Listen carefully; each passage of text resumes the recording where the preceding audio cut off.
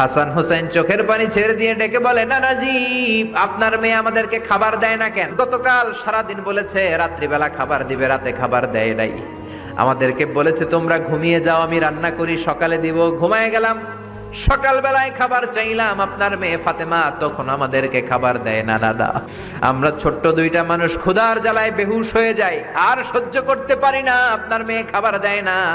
দুপুর হয়ে গেল, দুইজনে কান্নাকাটি করে আপনার মেয়ে এখন পর্যন্ত আমাদেরকে খাবার দেয় নাই। আমরা দুজন তো আর সহ্য করতে পারি না, কেন আপনার মেয়ে আমাদের সাথে এমন করে? আপনার কাছে বিচার দিলাম, আপনি বিচার করেন। বিশ্বনবী আর কি বিচার করবেন? ডেকে বললেন, হাসান রে কাছে আয়। বিশ্বনবী শাম দেশের জুব্বা পড়তেন, শাম দেশের জুব্বাটা উপরের দিকে উঠালেন, হাসান রে দেখালেন, এই তো দেখ তোর নানার পেটের মধ্যে 3টা পাথর বাঁধা। একদিন না খেয়ে থাকার কারণে তোদের পেটে এত জ্বালা, এত